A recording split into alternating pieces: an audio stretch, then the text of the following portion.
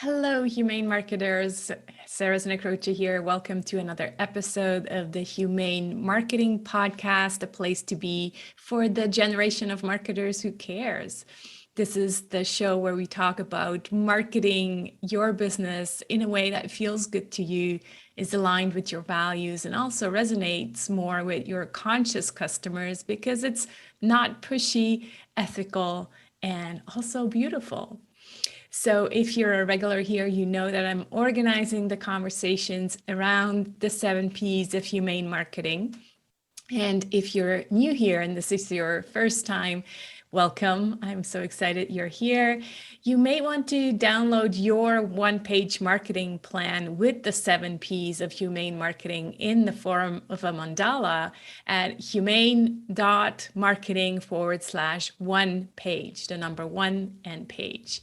So again, humane.marketing/one page. And with that, with no further ado, let's dive into today's conversation.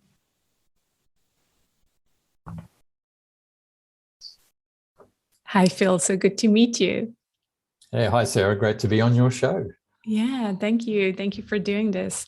As I mentioned before, I heard you on Lisa Evans' podcast, Business Chats, is it, right? That's the title of her show. Yeah. And I know Lisa quite well. Yeah. Yeah, I heard that you had other projects in common. So the reason I wanted to have you here is obviously to talk about purpose, but also it's always good to bring in some other Australians, to have this mix of also perspective. I think it's good to have a kind of a wide range of people from all over the world. So welcome to this new version. I can't remember if I mentioned it, but I recently went through a rebranding. And so now the podcast is called Humane Marketing. So yeah, that's what we'll talk about, but mainly about you and this work that you do with purpose and profit. So we're going to dive right in, but maybe before we do, just quickly, who you are and what brought you to this work around purpose. Yeah, well, the very quick story is I was in the investment management industry for about 17 years. And it got to a point where, my job was paying well, it was exciting, it was challenging, but I was sort of frustrated that companies were seeing responsible business or CSR as the way that they made a difference. Whereas in fact, it was just something they did on the side to protect brand and reputation risk. By and large, not every company, but for most, that was why they were doing it. And at the same time, I felt successful in life, and I was, feeling like I was on the verge of where success would take me, and then realizing, after this, once I've climbed this mountain, what's next? And that's when I sort of slipped into a midlife crisis because I couldn't really answer that question of what's life all about, and do I really want to stay in this industry for the next 20 years? And so I left the industry. I left behind a very stable, solid income for the roller coaster ride that many of us lead as solopreneurs and, work in the gig economy. But I wouldn't change a thing. And when I went out, I didn't really have a concrete idea, but I knew I wanted to help companies go beyond some of the more token and symbolic acts of charity that they do and help them really make a difference. And I guess that's where profit and purpose come together, because if you want businesses or larger companies to really make a difference and care, you've got to link it to profitability. Yeah, that is an interesting point, and I'm going to come back to it. But first, maybe explain I heard you talk about saying that there's 2 types of purposes. So why don't you go into that? Yeah, look, there's probably more than 2, but I think the main types of purpose we think of is as an individual, what is my purpose? Right. And even within that, we can have vastly different ideas. Some people think I'm on a mission to do something to change the world for the better, and that's great. Some people, they might see their purpose as bringing up a family, making lots of money to support them. Other people might see purpose about just conforming to certain values and behaviors. So, that conversation about personal purpose is a challenging one. And then you go into an organizational or a business context and, what's purpose there? Is it giving your employees volunteering or fundraising opportunities? Is it about your brand sponsoring a charity, or is it about doing something more strategic? So there's lots of different ways I think we talk about purpose, but fundamentally, I bring it back personally at the personal and business level to say, what's the benefit to society that you believe you have and that you're creating? And for me, that's the baseline I work with. And yeah, it seems to be something people are quite interested in at the moment. Yeah, it is. So for entrepreneurs, you just distinguish these two purposes. And yet, if we are the sole proprietor of our business, often I find that our own personal purpose then leads into the business purpose, because in the end, that's why we are in business most of the time at all. We're like, just like you're like, you've seen something in the market and you saw that there's something that needed to be changed. And so that became your purpose in life, but also in business. Is that fair to say? That's fair to say. And the great thing about being a solopreneur is you are so connected to everything in your business. You're not sitting in a head office, millions of miles away from what's really going on. So that's a positive. However, there's challenges, like for all of us, even if you look at social enterprises, which are not-for-profit vehicles, but typically their commercial revenues make up most of their income, and they have challenging decisions around, well, I'm balancing this. I need to be profitable and sustainable to keep my social enterprise going. And at the same time, I'm really focused on delivering something good to people or the environment. And those things will come into conflict even in social enterprise situations. So we face it as well. And we've got to be aware of that. And I think you've got to be pretty clear on where your trade-offs will start and finish. And that's not easy, as we all know. Yeah. Yeah, there's this balancing between purpose and profit, right? And you mentioned before that for big, probably like huge organizations, it's really the profit where you get them interested, and the stakeholders where you get them interested in talking even about purpose. Yeah. You think that is going to be the case going forward? I also heard you say social enterprise. And I recently said on another podcast, I'm like, well, right now we still call it a social enterprise, but I would love to see this term really turn into, just, we don't have to distinguish anymore. It's just like every enterprise is a social enterprise. So I'm curious whether you think that, big corporations, if it's always going to be the carrot of the profit that gets them to talk about purpose, or if eventually it's just like, that's just normal that we talk about purpose, which maybe you can also bring up these, is it 21 core values, in the investing place where actually purpose has a big role already. Yeah. So talk to us about that. Yeah, there's a lot in that question. I agree with your premise that why distinguish one enterprise from another, because going forward, I believe no matter whether you're for profit or not for profit, you have to have a really strong purpose and know what the benefit to society is.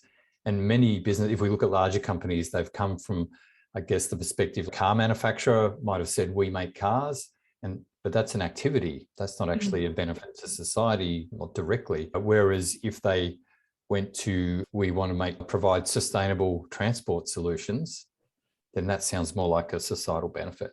So big business in particular is grappling with this. And it sounds like it's a big story, but I think it's one we all know well, is that we've come from an environment where we sort of plundered the earth to make money. And now that the earth is a very crowded and connected place and those resource limits are becoming real, I think that's what's prompting a lot of rethink by big business to say, we can't just keep doing this because people are now noticing, so we don't have much of a choice. We've got to align ourselves with stakeholders, being people and the natural environment, planet, in order to stay profitable and have a sustainable business. So it sounds like a little bit of a roundabout argument, but I believe it's very powerful because coming back to the 21 factors you alluded to, our pension funds, or in Australia, we call them superannuation funds, they control a lot of the world's capital. And the trustees of those funds are saying, well, we can't just, as pension funds can't invest in companies that are plundering the planet because that's no good for our members in their retirement. and their benefits down the track. So they're realizing that they have to make change, and that's what's driving ESG, environmental, social, and governance analysis by investors. And the number one factor out of the 21 key factors that are looked at in the ESG world, number one on the list is purpose. Now, just to finish off this long-winded explanation, I think purpose is one of the most effective mechanisms in a business for an offensive and a defensive reason. So if you want to stay in tune with what people want, you should align with something they really need, being the purpose you're striving to fulfill. So that will ensure your earnings will continue on in the future. And at the same time, if you are aligned with what people need, you've got less chance or less risk of blowing up and something going wrong from that side. So I think it's like a risk management and a profit creation exercise. Yeah, I never thought of it that way. It's interesting. That was a big answer. Sorry about that. No, that was really good. Maybe to bring it back to the entrepreneur, it's yeah. I was just thinking as you were speaking. In marketing, I tell my people to really bring more of us to our marketing, and that has to do with our values and our worldview, and obviously that also means our purpose or our passion. So I really tell them to bring, the stories, like in your case, you would tell that story of kind of, burning out in the financial industry and then, starting your own business. That would be a story to tell. What about the bigger businesses? What are some really good marketing campaigns that you've seen that are, tied into the purpose? And of course, then there's also the greenwashing or the purpose washing or whatever washing that, you can just tell, oh, this is just a check. Yes, we've mentioned our mission or purpose statements. So can you give us some examples? Yeah, it's a great question. I'll just finish off the solopreneur one for a minute, because I think it's important that yes, there's a backstory. However, I would see my purpose, even though I'm a one-person business with a few contracted assistants, is to accelerate the purpose economy. I'm going to help executives and leaders navigate the purpose economy because I want to accelerate it. And the end goal or the vision is that we live in a really resilient and prosperous society where we have sort of collective prosperity. So I think to be honest, it's taken me a long time to get there, to figure that out. And if you'd asked me 10 years ago, I would have said, I'm a consultant, I'm a speaker, which is a very different type of analogy. Yeah. When you come to big Can business, I just add something in there before you move on to the business? Yeah, we can take a big detour here. I'm happy. Yeah. I sometimes refer to the 17 Sustainable Development Goals and tell my entrepreneurs to, look at them and see where or which ones are important to them. Because clearly, as an entrepreneur, maybe you're a coach, you're a consultant, you're a virtual assistant, you're like, I don't see how what I'm doing on a daily basis ties in to a bigger purpose. But just like you, maybe you're kind of supporting people who act then and make the bigger change, and that makes you part of the change. So sometimes kind of looking at those SDGs is helpful for smaller entrepreneurs. I agree, and I guess we're in the SDG 17 zone, which is around partnering and building capability. Exactly. And I think the unique thing we have is that because we're service providers, we often can see opportunities for our clients or their customers, and we can help them make those links. So that's a position of power we have, and we have a different perspective, which is useful for them. Yeah. Where you go with the bigger business? Yeah. Well, if purpose is done well, you actually don't notice it that much. And that's a really confronting idea for someone in marketing, I suspect. So, and let me try and explain why. We think of traditional, like purpose-led brands. Like I can think of a well-known brand of nappies that's marketed in Australia and probably elsewhere that sponsors a children's hospital foundation. And that makes sense because there's a connection there between the customer and the cause. So I get that. And that would be a brand with purpose.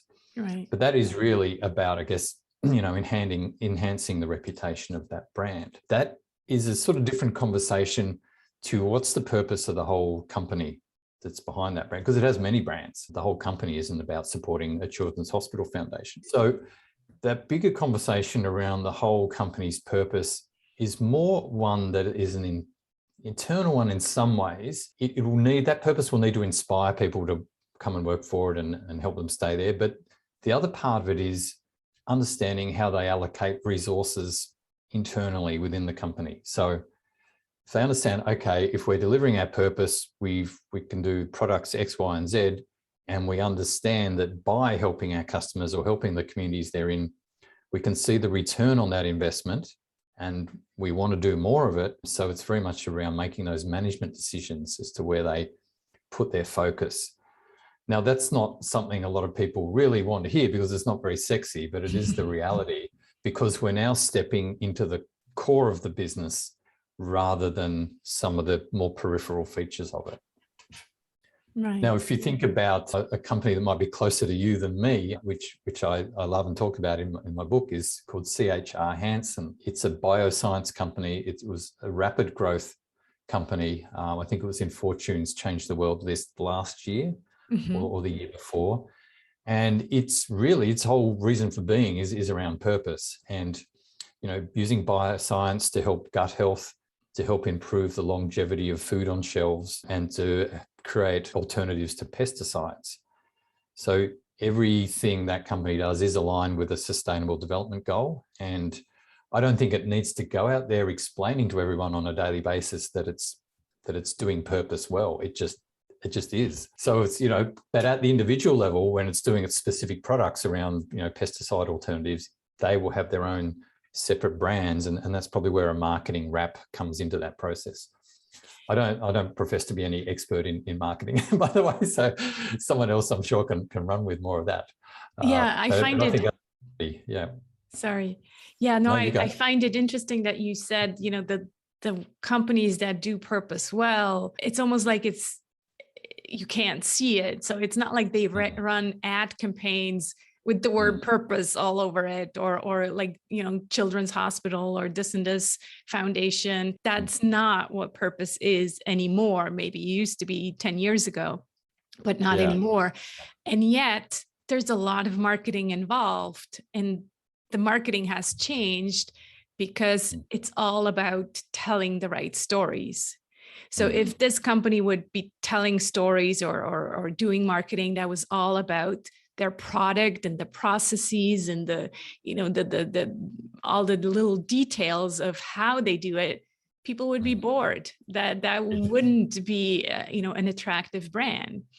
But what they're doing right, and I don't know the company, but what they're doing right is the storytelling, and marketing today is storytelling, right? Yeah. So I think that's the difference. You're right. If you're looking at their, say, alternatives to pesticides, for sure, you'd build a brand around saying the natural alternative to, or, reduce toxicity, or you'd be making those marketing plays for sure. But I guess, that's a product and brand specific conversation, and that's got to align with the bigger purpose of the organization. Yeah. There's an Australian company, which is a very global company now as well. It might not be that familiar, but I just love its purpose statement. It creates the bionic ear products, and the name of the company is Cochlear.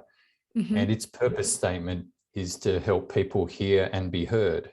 I love that. And that's just a beautiful wrap, right?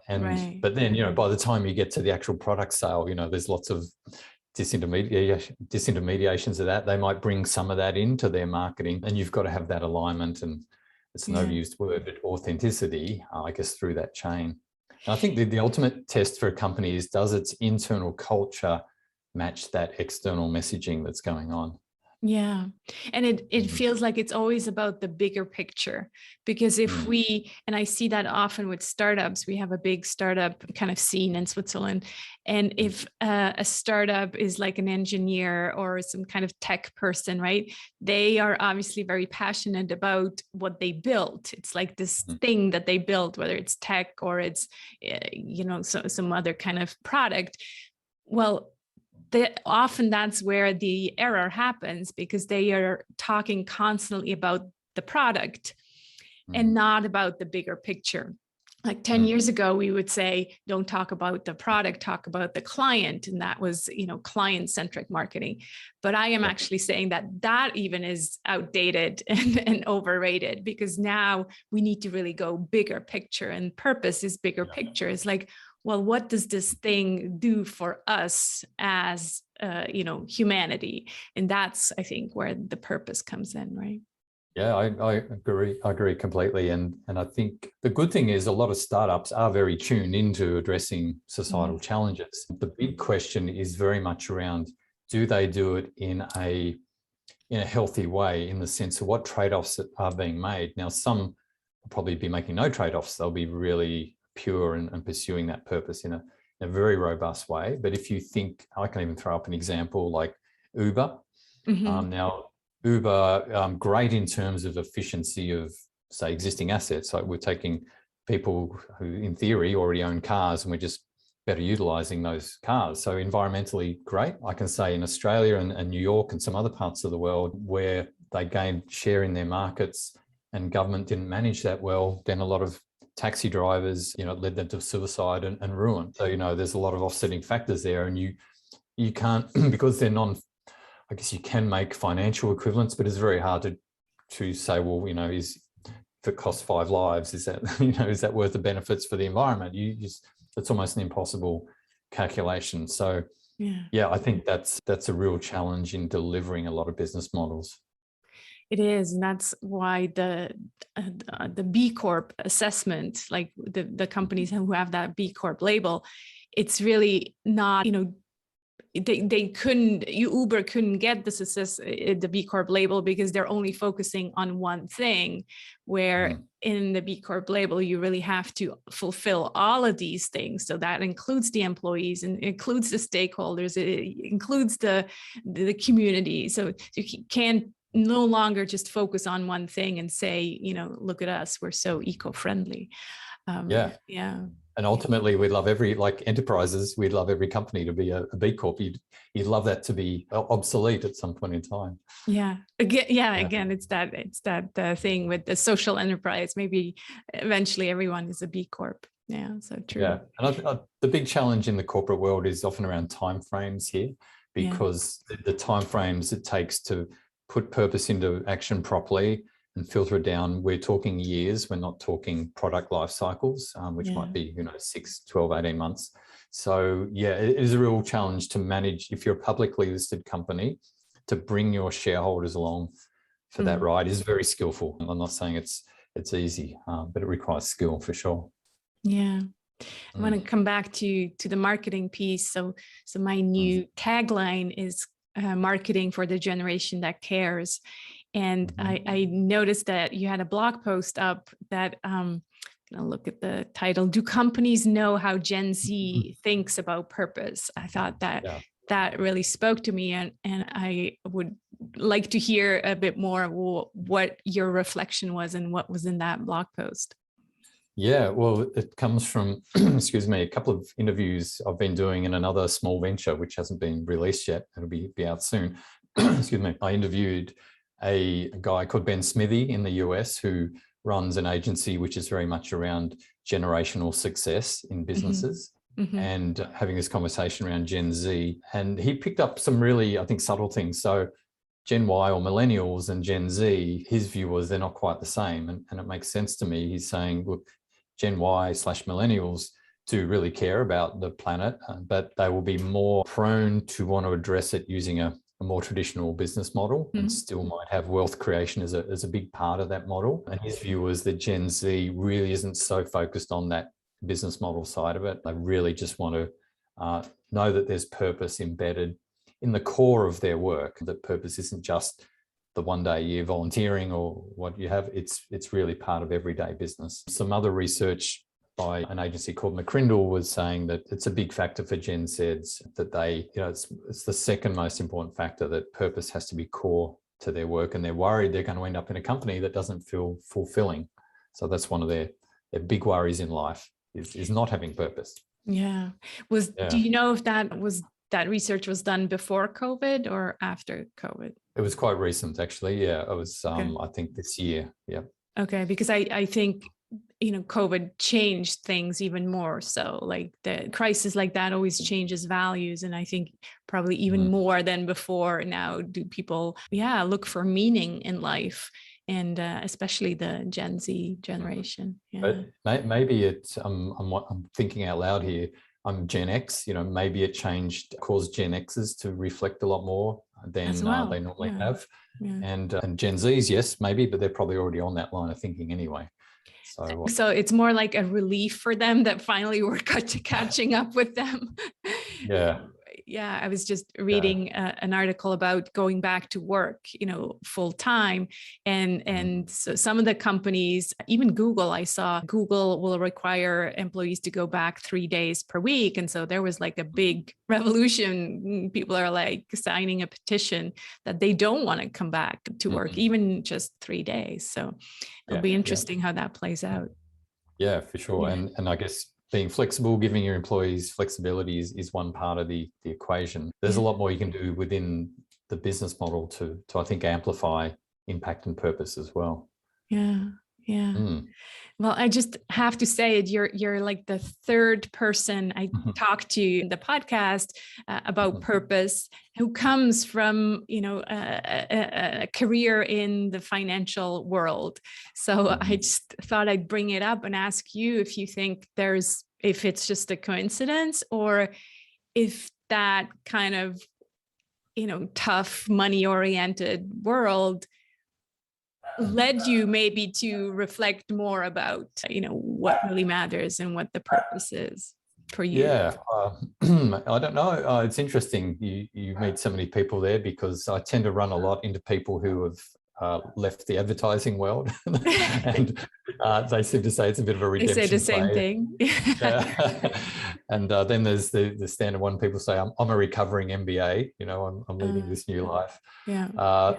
Look, I don't know if there's a pattern there or not, but I think what's at the core of all this is there's a transformation going on in my mind. And that is, we often think that purpose is about making a difference, and it is. But I would say you and I and everyone watching this show would be making a difference in some way.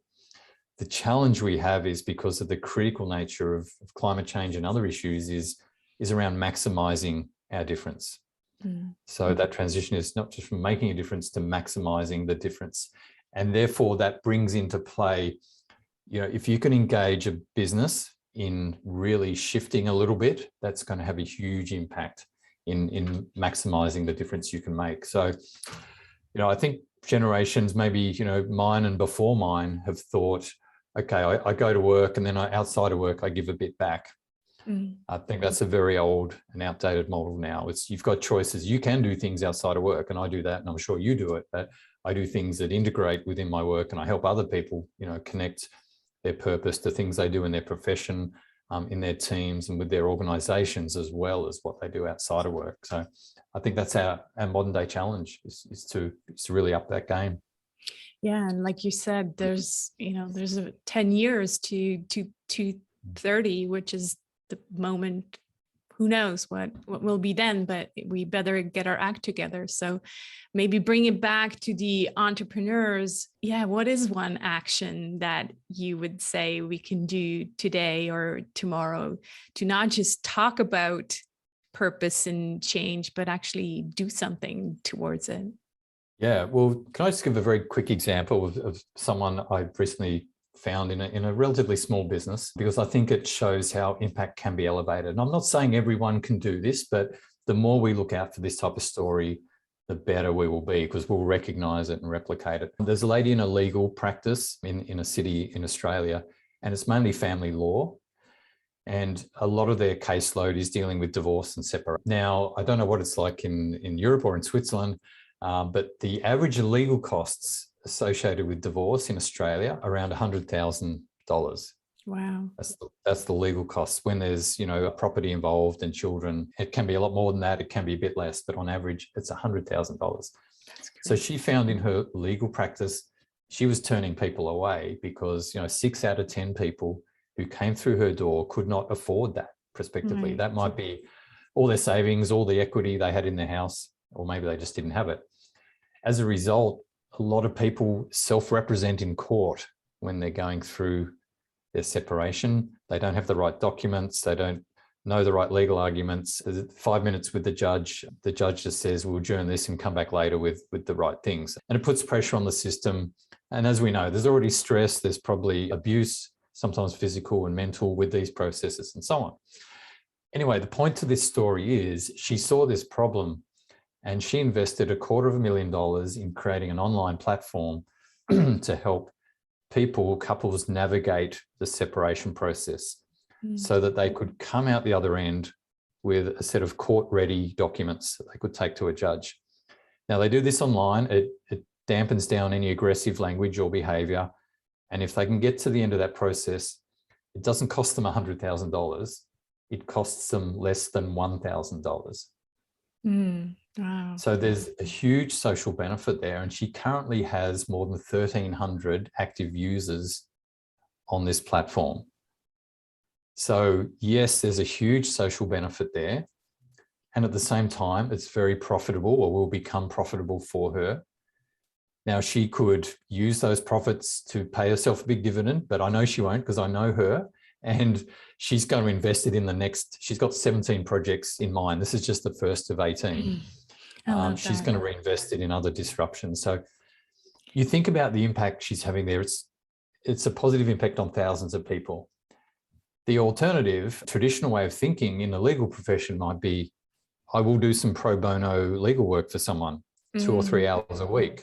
Yeah. And that's great too. I'm not saying there's a problem with that, but we've seen how, and Tracy might still do that herself, but what she's done through her business using a business model is just huge. And I think that is the core to this profit with purpose and bringing more resources to our big problems. Yeah. I love how she's using, technology and still scaling intimacy in a way, because she's helping these couples solve their problems through the technology. And of course, not just one couple where she could probably do pro bono, but like 1,300. Thousands. Yeah. And she's on track to several thousand. So that way of thinking in every small business or very large company, there's opportunities like that out there. Yeah. But it's innovation. It's not, there's no formula that tells you exactly where to find it. You've got to go out and find it. And there's a certain, I'm not great at running small enterprises or large companies, but there are people who are, but I can help guide them to find those opportunities, and they can execute a lot better than I can. So in a way, the invitation for the listeners would be to, think outside of the box, look at your business model, look at what you're offering.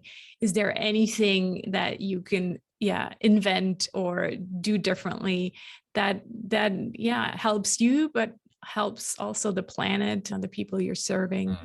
And again, we can't give you the recipe, but there's something, in there.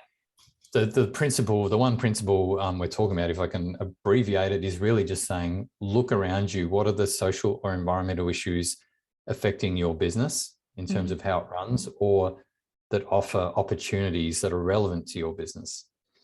And then, think about, how that overlaps with your business agenda, and where can you find sort of an intersection of the business agenda and the social or environmental agenda.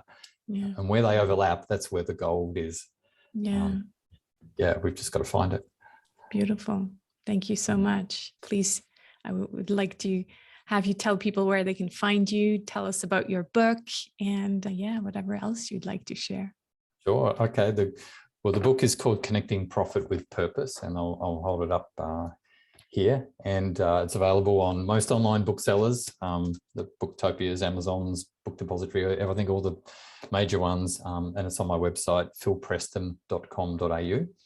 And if you want to look at this more from a business corporate lens, I've just launched, like you said, you'd rebranded, I've just launched a new corporate brand, which is called the Business Purpose Project. So businesspurposeproject.com is the URL. And I'm really excited about that, because it's bringing more of this storytelling to the business world so that we can accelerate the purpose economy quicker than we might otherwise be doing. Wonderful. I have one last question, Phil, and that is, what are you grateful for today or this week? Well, because I'm in the greater Sydney area in Australia, I'm in lockdown. We have been for about, I think, 6 weeks now. I'm grateful for the fact my kids have grown up and have left home because I just cannot comprehend how anyone with young kids would be getting through lockdown. So I'm eternally grateful for that.